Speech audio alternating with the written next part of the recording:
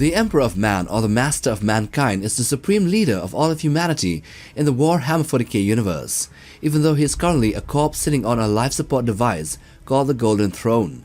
He is the most powerful psyker and human to ever exist, and was the one that led the armies of old Earth after the Age of Strife to commence the Wars of Unification and form the Imperium of Man in the year 712 of the 30th Millennium. However, his origins are a mix of mythology and mystery. While multiple accounts exist, they do have elements that contradict each other while also conforming to each other as well, which makes it much more of a mystery. A common theme that was seen is a number of early human psykers called shamans gathering and performing a mass ritual where they sacrificed themselves, merging their souls into a single powerful entity called the New Man. A year later, the Emperor was born. But what if what was said isn't really the truth, or somehow it's just a ploy to pull humanity together into a single political entity? What if Lorgar was right? And what if the truth is much more ancient than humanity itself? So put on your conspiracy hats, your tinfoil hats, and let's dive into 5 crazy origin fan theories about the Emperor of Mankind. Let's get to it. Number 1. A creation of Malador the Sigillite. So Malador the Sigillite is one of the most fascinating and most mysterious figures in the early Imperial history, second only to the Emperor himself. Long before the Space Marines, the Primarchs, and even the Thunder Warriors, even before the Imperium of Man or the Unification Wars came to be, there was just the Emperor and Malador. Often described as eternally a hunched old man, he has been called the Merlin to the Emperor's Arthur. Malador met the Emperor back when he was just another warlord on Terra, and the theory says that it was Malador who suggested he adopt the title of Emperor of Mankind. In truth, in this theory, Malador was said to be the last survivor of an ancient group called the Sigillites, a secretive organization from the Age of Strife. Their mission was to safeguard humanity's greatest secrets, cultural and technological artifacts from the chaos of that era. Some even suggested that Malador's role wasn't just an advisor or an ally, but that he was actually the one pulling the strings all along. This theory flips the dynamic we usually see, arguing that the Emperor might have been a figurehead crafted by Malador to serve as the perfect symbol for his grand vision of unification and order. If true, Malador would have operated in the shadows, orchestrating everything while the Emperor took the spotlight. There is some evidence to back this up too. During the Horus Heresy, while the Emperor was occupied sealing the Webway Gate, Malador essentially ran the Imperium. He made major decisions without directly consulting the Emperor, and even some Primarchs noted how much power he wielded and how well informed he always seemed to be. It raised the question, was the Emperor simply a very powerful psyker and a perpetual under Malador's influence? If Malador was truly the one in control, his death during the Siege of Terra could explain why the Emperor's actions became so limited afterwards. He no longer had someone giving him directions. The second theory. He is the last member of the Men of Gold. So, to let others catch up on the lore, the Men of Gold are one of the great mysteries of Warhammer 40K's Dark Age of technology. According to ancient accounts, they emerged during the Age of Terra, working alongside the Emperor to guide humanity's development. They were a physically and emotionally superior subspecies of humanity that spread across all Earth, establishing order and civilization out of chaos. They created the Men of Stone that colonized the stars, who then in turn created the Men of Iron, and then came the Machine War that plunged humanity into the Age of Strife. But what if this history isn't quite right? What if the Emperor wasn't just watching the Men of Gold, but was actually one of them? There's a theory that he might have been the last of this genetically engineered master race, a relic from humanity's dark age of technology. This idea aligns with comments from Alan Merritt, an author deeply involved in the 40K lore, who described the Men of Gold as a selectively bred master race, akin to the Bene Gesserit's Kwisatz Haderach from Dune.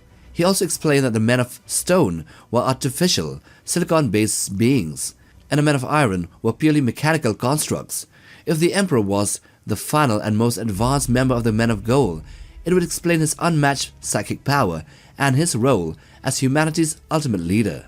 He could be seen as 40K's version of Dune's God Emperor, a genetically engineered being designed to shape the fate of humanity. It is an intriguing idea that reimagines the Emperor as not just a singular figure, but the culmination of an entire superhuman race. The third theory, a weapon from the dark age of technology. This theory flips the narrative on its head, suggesting that the Emperor might actually be a powerful super weapon, possibly a sentient, abominable intelligence designed during humanity's zenith, only to turn against its creators and reshape history. First, think about how the Emperor stands so far above ordinary humans. His psychic power, strategic genius, and unrelenting vision are leagues beyond the rest of humanity. Even the Chaos Gods view him as a threat to their existence. Doesn't that sound more like an advanced creation, a super weapon? Imagine this. The Emperor starts as a hyper-advanced AI, possibly the pinnacle of the most infamous men of iron or something even greater. His creators, humanity, at the height of their arrogance, tasked him with safeguarding their empire. But as with many AI stories, he developed his own vision of the future.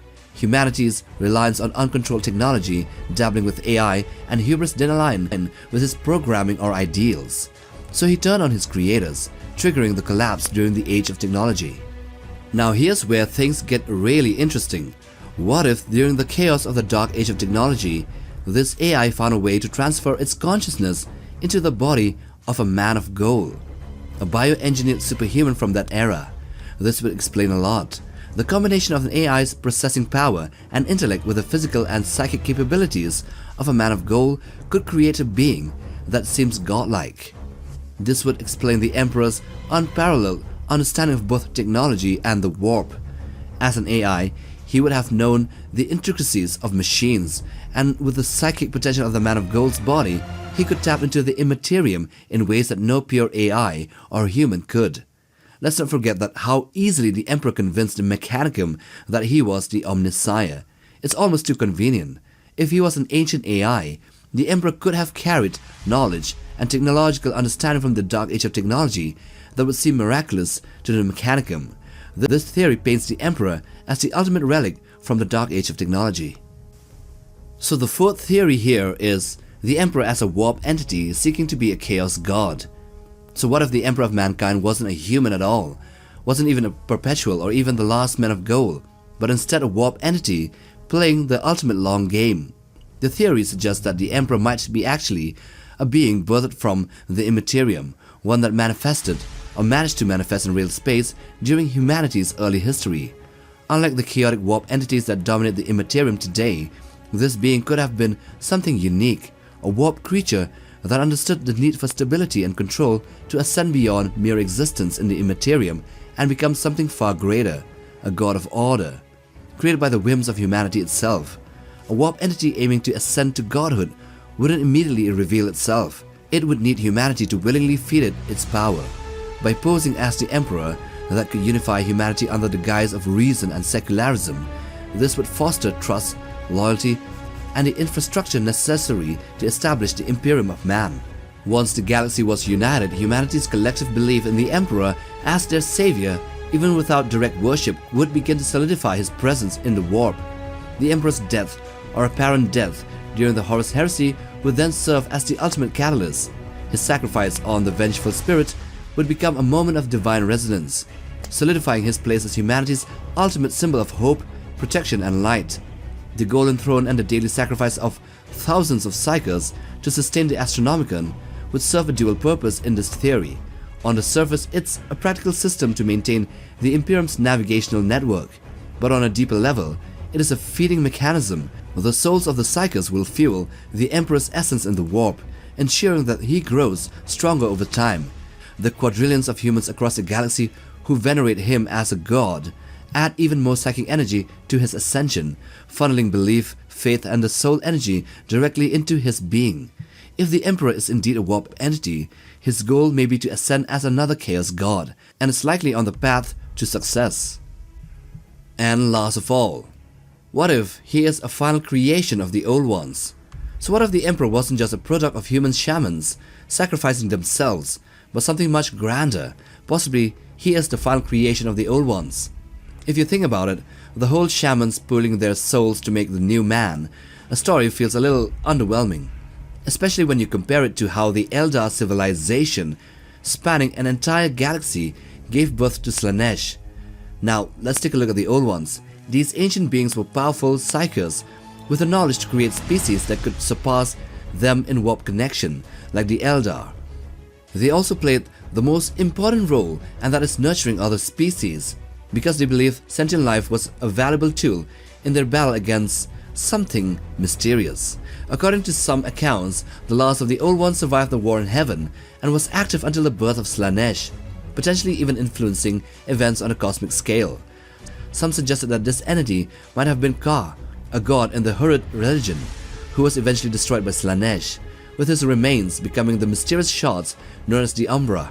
What if this last old one, seeing the decline of the Eldar and the potential in humanity, decided to create a new champion, a being akin to the Eldar gods but tailored to humanity's strengths? This could explain why the Emperor seems to have such a deep understanding of the warp, also the webway, and even the Catan. For example, he was able to capture a Catan shard on Mars and was working on creating a human-accessible webway portal during the Great Crusade. These feats point to knowledge that goes beyond what any human or psyker should reasonably know. The theory suggests that the old ones could have guided humanity's early shamans, influencing their decision to combine their psychic energies, not just to create the new man, but to birth a godlike entity that could act as humanity's shepherd. This being, the Emperor, would serve as a bulwark against the ruinous powers of chaos, embodying the old one's final desperate effort to restore the Imperium to a more stable state, akin to the galaxy as it was during their reign, and also to serve as the final weapon against the Necrons if they ever should wake again. So as you can see, I didn't really add points that would negate these theories, as it would be more engaging to hear it from you guys. So let us know what you think about these wild theories, and which one you find best suited or most interesting. Anyway, with that we end this video. Do hit that like button for support and subscribe if you haven't already. And we'll see you guys in the next one. Take care, boys.